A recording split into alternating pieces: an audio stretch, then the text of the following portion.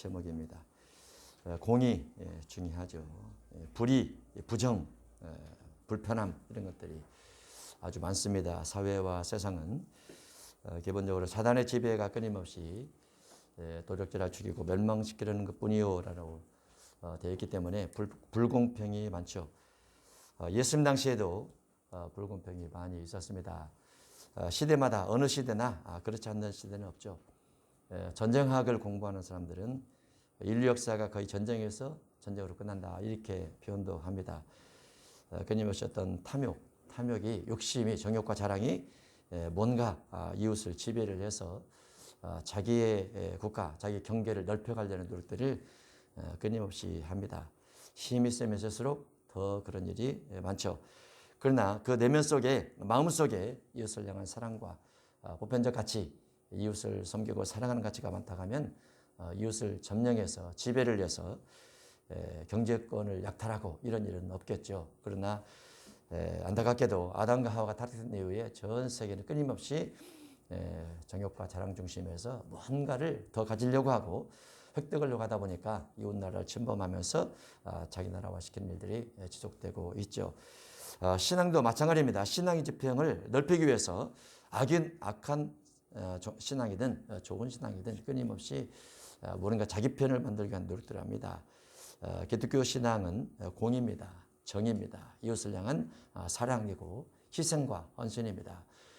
기독교 신앙의 가장 주인 되신 예수님께서 그와 같이 이웃을 향해서 헌신하시고 자신을 내어놓으시고 자신을 죽임에 내어놓으시면서 많은 사람의 죄를 짊어지셨기 때문에 기독교 신앙은 다른 종교와 다릅니다. 기독교의 교주, 주인이시죠. 주님께서 친히 그런 신앙생활의 길을 가시면서 따라오라 말씀하셨기 때문에 기독교 국가, 기독교 통치가 많아지면 많아질수록 그만큼 사랑이 많아지는데 일부 또 그렇지 않는 분들도 있긴 하죠. 기독교의 정신에 대해서 잘 몰라서 그렇습니다. 예수님께서 이 땅에 오셨을 때 그 당시에 유대인들이 있었습니다. 유대교 종교는 원래는 모세 율법에 근거를 해서 또 모세 율법은 아브라함, 이삭, 야곱의 하나님의 법에 기초를 해서 모세 율법이 주어지게 됩니다. 그 모세 율법을 가지고 법 적용을 해서 1500년 동안 통치를 하고 통치하면서 하나님께서 주신 가장 완벽한 구약의 법이기 때문에 하나님이 통치하시면서 그 통치의 통치권을 철저하게 잘 하나님의 의도를 가지고 지켜왔더라면 예수님이 오셨을 때 이스라엘 민족의 신앙은 아주 공고했을 겁니다. 그런데 하나님께서 모세를 통해서 말씀하신 그 말씀의 법들을 나름대로 신앙인들이 또 역시 정욕과 자랑 중심으로 적용을 하다 보니까 타락, 변절 이런 부분들이 많이 드러나면서 예수님이 하나님의 아들로 오셨음에도 불구하고 예수님을 못 알아보고 예수님이 하셨던 모든 선한 일들을 곡해를 하면서 예수님을 죽이려 하는 일들이 있게 되었더라라고 볼 수가 있습니다. 세상은 끊임없이 종교도 미혹하고 신앙도 미혹하고 마귀를 끊임없이 배후에서 공중권에서 잡으면서 많은 자기 편들을 만들어가고 넓혀가는 일들을 하다 보니까 우리도 그 속에 빠지지 않도록 주의하고 경계하고 또 진리 중심에서 살펴보고 하는 일들을 부단하게 끝까지 계속해서 가야 된다 볼 수 있겠습니다. 오늘 본문 속에 그와 같은 내용들이 들어 있습니다. 함께 살펴보도록 하겠습니다. 요한복음 7장 19절입니다. 모세가 너희에게 율법을 주지 아니하였느냐? 모세 율법, 예수님과 유대인들 대화, 너희들의 조상인 모세가 너희들에게 율법을 주었다. 그런데 너희 중에 율법을 지키는 자가 없도다. 모세 율법을 가지고 있고 모세 율법을 배우고 있습니다. 그 당시의 사람들도 또 모세 율법을 지키기 위해서 노력들도 해요. 그러나 모세 율법이 우선인가 아니면 그 국가의 전통이 우선인가라는 끊임없는 갈등 가운데서 아무래도 많은 사람들이 어느 쪽으로 기울어져 있느냐의 중심을 잡고 그 중심을 중심해서 남의 눈치를 보다 보니까 결국은 전통 중심한 신앙이 되었던 거죠.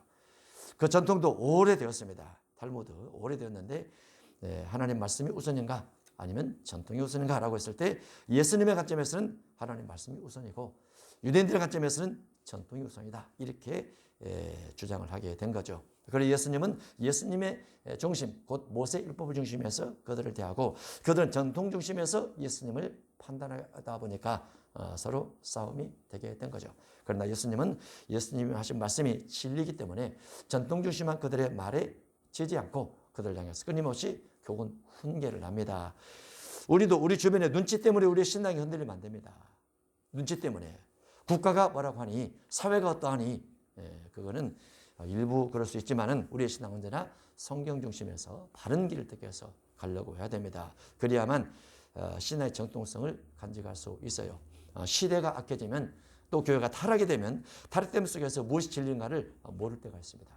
그렇지만은 동방박사를 기억하면 동방박사가 동방에서 예루살렘 베들레헴을 향해서 그 먼 거리, 아주 먼 거리를 나름 유대인의 왕이라고 했지만은 실제로 왕되지 않는, 실제로는 정치적 왕이 아닌, 경제적 왕도 아닌 진리의 왕인 예수님을 찾기 위해서 수백 킬로, 수천 킬로를 걸어서 왕래했다는 거. 이게 신앙의 본질이죠.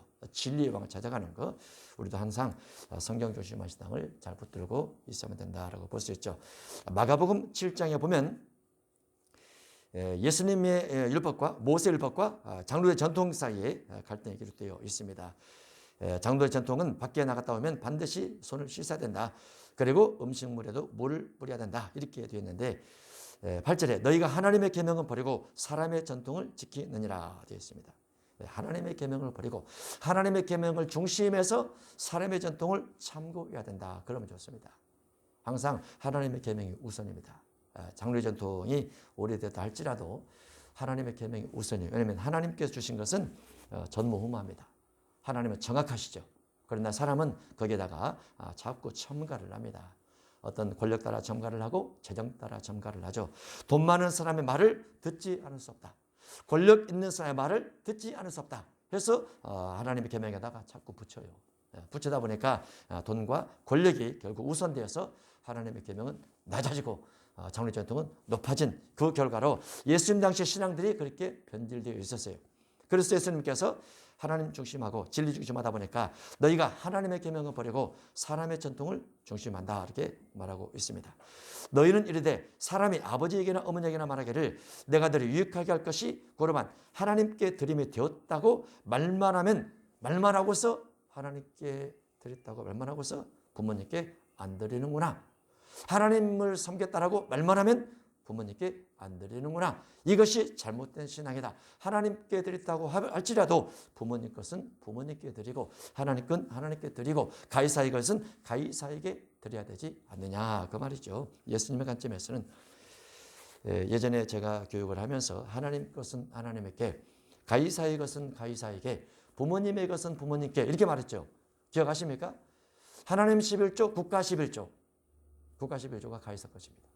부모님 11조. 이렇게 말씀드렸죠. 뭐 지키는지 모르겠어요. 잘 지키면 좋겠습니다. 부모님들은 이제 나이가 드시고 은퇴를 하면 힘이 없죠. 그러면 소득이 없으니까 자녀가 주는 용돈으로 살게 되죠. 그렇죠? 그러면 자녀들은 나 먹고 살기도 바쁜데 어떻게 부모님께 11조 드립니까? 근데 부모님은 그 돈을 모아가지고 어떻게 해요? 다 손주에게 줘요. 손주에게. 뭐 부모님은 그것을 다 쓰지 않습니다. 근데 손주에게 주는데 손주에게 주는 것은 당연히 주는 걸로 생각을 하고 냉큼 받죠. 손주들은 냉큼 받아요. 다 자녀가 부모에게 준 것을 부모가 모아서 손주에게 주는 겁니다. 그 순환의 원리죠. 순환의 원리. 또 그렇게 자녀가 부모를 섬기면 나중에 그 자녀도 또 부모를 섬깁니다. 순환의 원리이기 때문에 그래서 부모님을 잘 섬기는 것이 성경적이다 이렇게 볼 수가 있죠.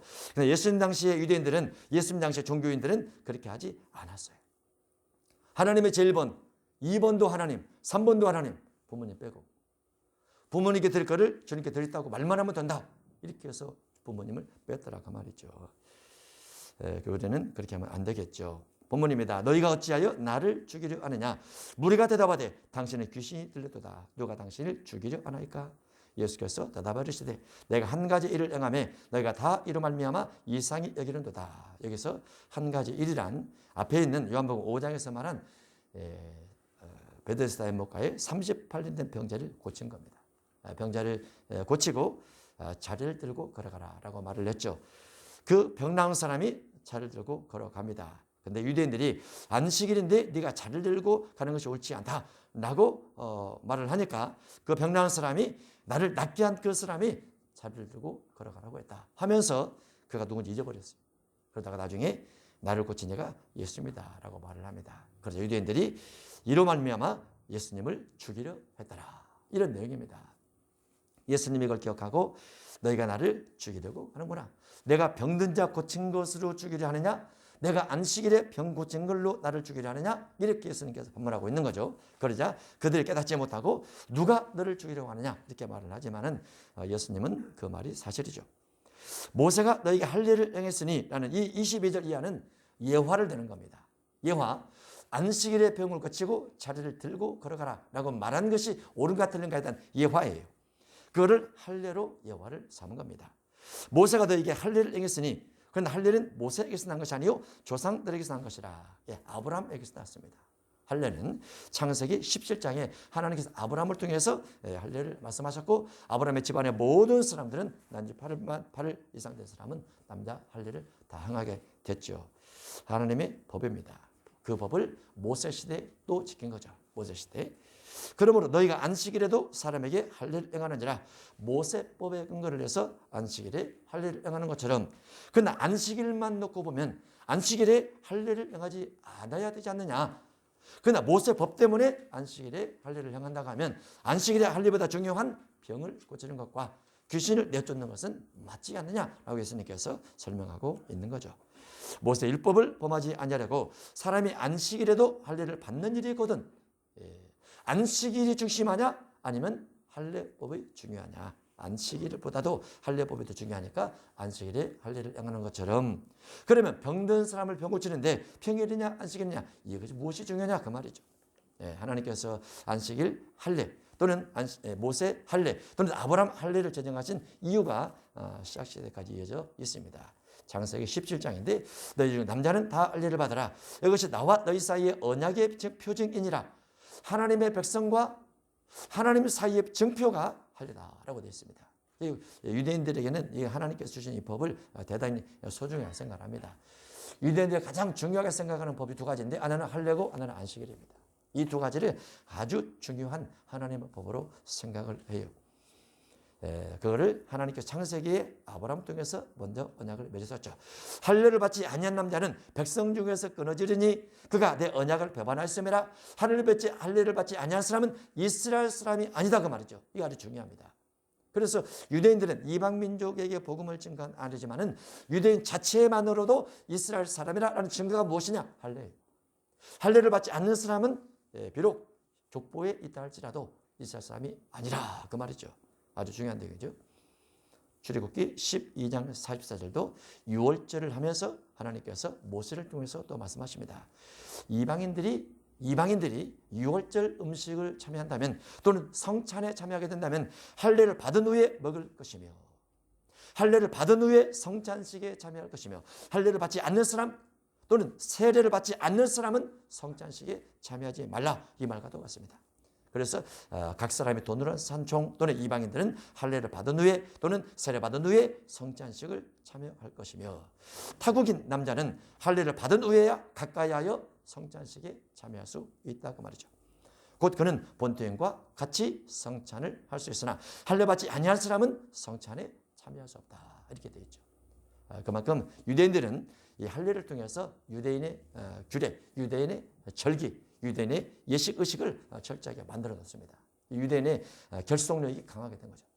유대인들의 특징 안식일을 지키는 것, 유대인의 특징 할례를 받는 것. 할례를 받으면 유대인이구나. 안식일을 지키네, 유대인이구나. 이 두 가지가 특징입니다. 그러면 국가가 결속이 다 됩니다. 국가와 이방인들이 구분이 되죠. 그런데 신명기 와서 출애굽기 12장의 할례를 행하고 또는 이제 여호수아가 또 할례산에서 할례를 행하게 되는데, 신명기는 모압지기 가까이 와서 가나안 땅 바로 앞에서 한 번 더 설명하는 겁니다. 그런데 모세가 40년 동안 목회를 하면서 광야를 지내보니 이스라엘 백성들이 몸에는 할례를 행했는데 마음이 거듭나지 않았더라. 마음이 달라지지 않았더라. 교회는 단징에 다녔는데 마음이 달라지지 않고 마음이 주님을 닮지 않았더라고 말이죠. 그래서 한 번 더 설명하기를 너희는 마음의 할례를 행하라 라고 말합니다.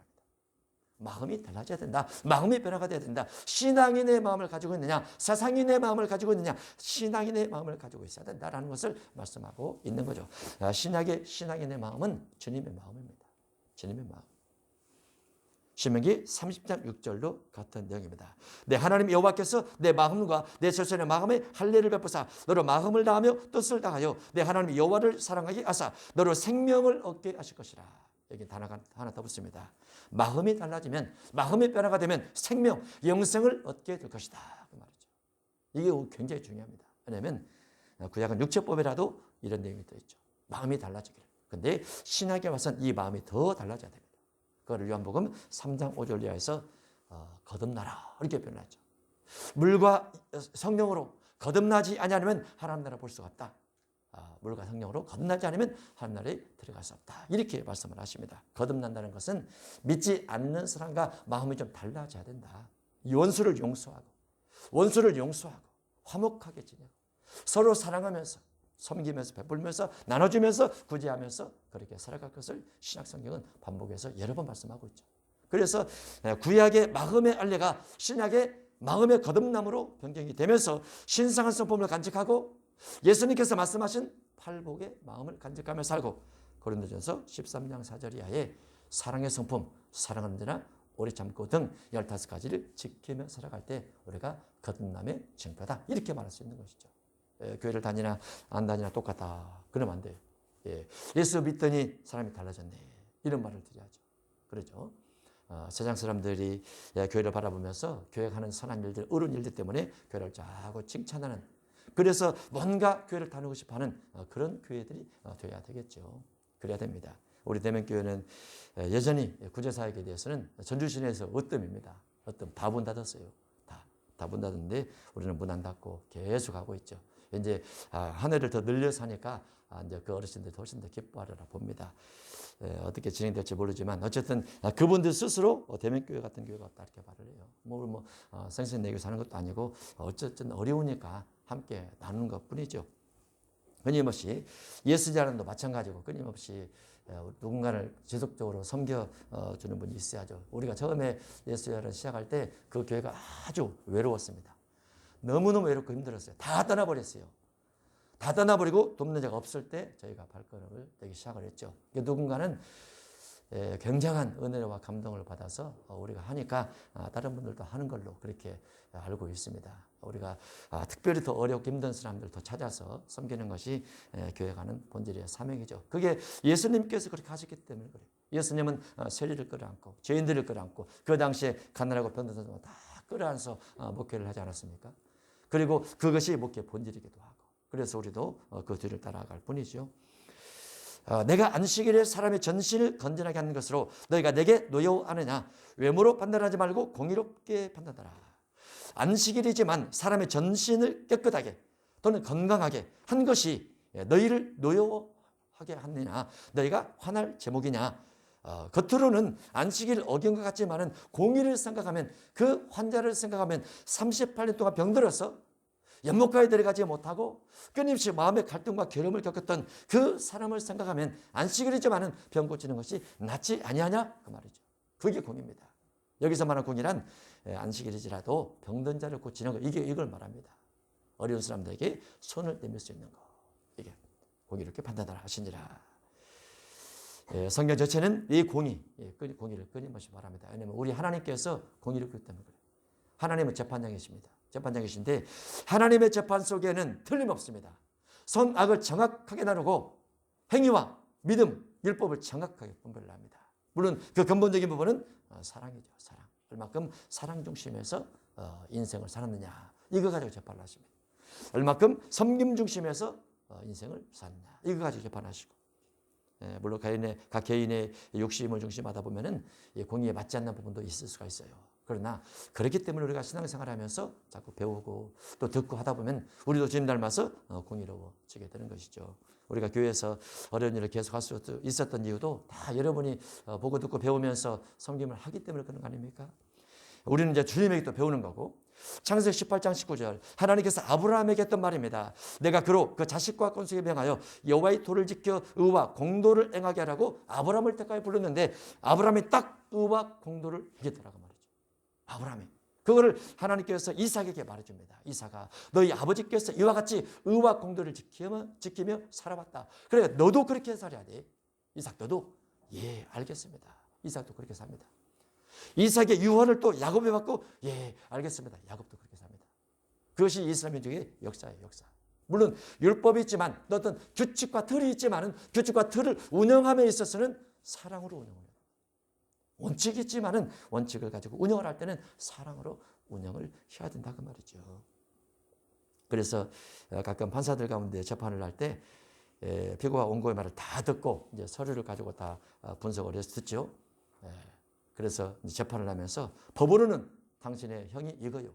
그러나 당신이 처한 환경 속에서 어쩔 수 없는 환경에 의해서 이와 같이 했으니 그 부분에 대한 재판을 감하겠소. 이런 부분 말 판사들이 있어요. 원칙은 이거지만은 처한 환경에 따라서 이렇게 좀 감해주는 그런 판사들이 있습니다. 청소년 대상으로 판사를 하셨던 분들 중에 아주 유명한 그런 판사가 있죠. 성경 마태복음 23장 23절에 그런 내용 두 가지를 예를 넣어놨습니다. 마태 5장과 외식하는 서기관들과 바리새인들이여 너희가 박하와 유향과 근처에 11준 드리되 이거는 외모입니다. 박하, 회향, 근처에 11준 드리는 것은 외모예요. 공의는 무엇입니까? 율법에 더 중요한 바 정의와 긍휼과 믿음. 이게 더 중요하죠. 더 중요하다고 돼 있잖아요. 더 중요하다고. 율법에 더 중요한 바 정의와 긍휼과 믿음. 이게 예물을 드리는 방법입니다. 돈이냐 아니면 예물이냐 기준은 무엇이냐. 기준 속에 정의와 긍휼과 믿음이 예물을 드는 자의 마음 속에 있느냐. 이 마음이 있다고 하면 하나님의 공의가 공의롭게 예물을 드리는 거고, 박하, 회향, 근체 하고 돈 숫자만 쓰면 그거는 외모, 외식이다. 이렇게 볼 수가 있습니다. 마태복음 5장 23절도 예물을 제단에 드리려다가 거기서 내 형제에게 원망 들을 만한 일이 있는 줄 생각나거든. 이거 외식입니다. 이건 외모, 겉모습이죠. 겉모습. 그 생각이 나서 예물을 제단에 두고 먼저 가서 형제 화목하고 거기 와서 예물을 드렸더라. 급히 사화했더라. 한 푼이라도 남김없이 완벽하게 사화했더라. 싸운 자들과 화해를 했다. 그 말이죠. 이 화해하는 것이 공의입니다. 화해하는 것이. 그래서 하나님 앞에 예물 드리고 하나님 앞에 예배 드리고 하나님의 성전에 출입하고 하나님 앞에 기도로 나오는 모든 사람들은 내 주변에 내가 원수 지은 사람은 없나? 원수를 풀고 화목하게 지내야 되는데 이 부분을 늘 염두에 둬야 돼요. 나 때문에 누군가 실족됐거나 나 때문에 누군가 상처를 받은 사람 없나? 이런 부분을 한 번씩 살피면서 회개하고 용서를 구하면서 주님을 찾아야 됩니다. 그게 신앙의 본질이에요. 구약은 그게 아닐 수 있어요. 구약은 외모 있을 수 있습니다. 100%는 아닐지라도 구약은 외모 있을 수 있어요. 신약은 100% 공의입니다. 공의. 이 공의의 마음을 잘 간직하면서 가시기 바랍니다. 25절 이하입니다. 예루살렘 사람 중에서 어떤 사람이 말하되 이는 그들이 죽이고자 하는 그 예수가 아니냐. 보라 드러나게 말하되 그들이 아무 말도 하지 아니한도다. 예수님께서 대답하시면 아무도 답변을 못합니다. 가장 정확하게 예수님이 말씀을 하시기 때문에 예수님을 시험하고자 여러 사람들이 여러 말로 예수님 앞에 와서 여러 가지 말을 합니다. 그때도 예수님은 정확하게 대답하시면서 확실하게 대답을 하기 때문에 예수님을 시험하려 하는 자들이 결국은 돌아서 가버립니다. 예수님 말씀은 정확하죠. 마태복음 22장 17절 이하에 가이사에게 세금을 바치는 것이 옳습니까? 옳지 않습니까? 우리를 지배한 압제 국가에 세금을 내야 됩니까? 말해야 됩니까? 예수님께 와서 묻습니다. 그러면 유대인들 생각할 때 압제받은 국가에 세금을 내라고 하면 그러면 압제하는 국가 편입니까? 이렇게 말할 수 있죠. 그러면 주님께 세금을 내라고 하면 주님 편이고 그러면 압제받는 국가는 어떻게 됩니까? 주님을 시험하고자 누군가 묻습니다. 예수님께서 동전을 가져오라고 하죠. 동전 앞면과 뒷면을 봅니다. 그 속에 가이사의 형상이 있어요. 그래서 가이사의 것은 가이사에게 되고 하나님의 것은 하나님께 내야 된다. 이렇게 말씀을 합니다. 그들이 이 말씀을 듣고 놀랍게 여겨 예수님을 떠나가니라. 뭐라고 대답을 할 수 있겠습니까? 가이사의 것은 가이사에게 하나님의 것은 하나님께. 우리도 마찬가지죠. 국가의 세금 1월 하순에는 부가가치세 지금 내는 날이죠. 부가가치세. 이때는 가이사의 것은 가이사에게. 국가에서 요구하는 것은 국가에게, 하나님께서 요구하는 것은 하나님께, 부모님이 요구하는 것은 부모님께 이렇게 돼야 되죠. 부모님 세금은 날짜가 없습니다. 날짜가 없지만 부모님 세금도 잘 내야 됩니다. 마태복음 22장 23절 이하에 부활이 없다는 사두개인들이 부활이 없다는 사두개 당파가 있었습니다. 교파가 있었어요. 부활이 없다라고 그들이 생각하면서 예를 들죠. 7형제가 있었는데 마지가 장가들었다가 죽어 상수자가 없으므로 그 아내를 그 동생에게 물려주고 둘째와 셋째로 7째까지 그렇게 하다가 최후에 그 여자도 죽었습니다. 부활이 된다면 누구 아내가 되릴까? 예수님이 한마디 말씀하시죠. 부활한 후에는 장가도 없고 시집도 없다. 1, 2, 3, 4, 5, 6, 7 아니다. 부활 후에는 장가 시집이 없다. 결혼 자체가 없다고 말이죠. 왜냐하면 하늘의 천사들과 같기 때문에. 그러면 천사들은 남성도 없고 여성도 없다. 그 말이죠. 천사들은 사역을 중심에서 일을 합니다. 일을 중심에서 사역을 해요. 일을 중심에서. 남성, 여성 중심하고 번성 중심한 그와 같은 일들이 아니고 천사들은 사역, 일 중심에서 하나님께서 창조를 하셨어요. 능력이 많지만은 그래서 천사들은 결혼이 없고 사람도 부활 후에는 결혼이 없다. 이렇게 되어 있습니다. 무리가 듣고 그 가르치심에 놀라더라. 놀랄 수밖에 없죠. 영원한 세계에 대해서 예수님께서 한마디 해주니까 할 말을 잃어버리는 겁니다. 그러면 그 말을 듣고 사두개인들이 예수님 말이 맞아 라고 해서 우리 사두개 교파, 사두개 파를 없애버립시다. 그러면 예수님 말씀이 들어간 거죠. 근데 여전히 사두개파는 그 후에도 존재하고 있었죠. 마태복음 22장 41절입니다. 바리새인들이 모였을 때 예수께서 너희는 그리스도에 대해서 누구의 자손이냐 대답하되 다윗의 자손입니다. 다윗이 그리스도에 대해서 주라고 했다고 하면 다윗의 후손이 아니고 다윗보다 먼저 있었던 존재가 아니냐. 어째 다윗이 그리스도를 주라고 했겠느냐. 그러면 너희가 생각하는 다윗의 후손이란 육신의 혈통만 생각하는 것이냐? 아니야. 다윗이 그리스도를 주라 말했던 것은 다윗보다 먼저 계신 분으로 그분은 영혼을 가지고 계시는 정치적 메시아가 아니고 경제적 메시아가 아니고 영생을 주기 위한 메시아야. 라고 예수님께서 대답을 하십니다. 이게 맞죠. 기독교인은 지나치게 정치적이지 않고 공의적입니다. 지나치게 경제적이지 않고 구제적입니다. 이게 맞아요. 그게 맞아요. 공의 중심한 정치, 그 다음에 구제 중심한 이웃사랑 중심한 경제관 이것들이 맞다 그 말이죠. 예수님께서 그와 같은 부분들을 말씀하고 있는 겁니다. 28절입니다. 예수께서 성전에서 가르치시며 외치시되 너희가 나를 알고 내가 어디서 온 것도 알거니와 내가 스스로 온 것이 아니니라. 예수님께서 오시긴 오셨는데 내가 스스로 온 것이 아니고 아버지께서 나를 보내서 왔다. 아버지께서 스스로 예수님이 자랑하지 아니하시고 스스로 건설을 행하지 아니하시고 스스로 자신을 드러내지 아니하시고 모든 것은 아버지께로 왔다. 다른 말로 구약의 근거에서 내가 왔다. 그 말이죠. 구약의 근거에서 굉장히 중요하죠. 왜 중요합니까? 예수님이 구약을 무시하고 오면 거짓 선자예요. 구약을 무시하고 오면 적그리스도입니다. 구약의 근거에서 예언된 그 모습 그대로 예수님 오셨어요. 그렇게 설교하시고 그렇게 말씀을 증거하셨죠. 그래서 신약의 목회도 무엇이 중요하냐? 신약의 목회도 성경을 중심한 목회가 옳다. 내가 어디서 배웠는데? 아닙니다. 누구에게 배웠는데? 아닙니다. 역사에 무엇을 좋아하는데? 그것도 아닙니다. 신약도 역시 신약 성경에서 우리가 말씀을 나눠보는 게 가장 중요한. 나를 보내신 이는 참이시니. 핵심이죠. 아버지께서 예수님을 보냈고 예수님을 보내신 분이 아버지신데 아버지는 무엇을 중심하시다? 참 중심이시다. 무엇? 진리 중심한다. 진리, 거짓말하지 않는 진리, 속이지 않는 진리, 미혹하지 않는 진리, 참 진리. 우리가 세상 속에서 빛된 삶을 살아가려면 세상이 많은 어둠 가운데 우리에게 접근해 오기 때문에 우리가 그 안에서 진리 중심에서 빛된 삶을 살고 거짓말하지 않고 살아가는 많은 미혹들을 받습니다. 거짓말을 하지 않아야 되는데 거짓말을 하게 하기 위한 미혹들을 받아요. 그럴 때 우리 신앙이 어떻게 그 속에서 실력과 능력을 발휘하고 지식과 지혜를 습득해서 나갈 것인가? 각 사람이 그것 때문에 끊임없이 기도가 필요하죠. 바벨론에 있었던 다니엘이 총리 일을 하면서 어떻게 거짓말하지 않고 하루에 3번씩 기도하고 진리를 연구하고 율법을 연구를 하고 이렇게 가야 되는데 비진리인 그들이 뭔가를 요구를 할 때 그래도 나는 진리 편이야 해서 갔던 거 쉽지는 않습니다. 그래서 다니엘이 늘 기도하죠.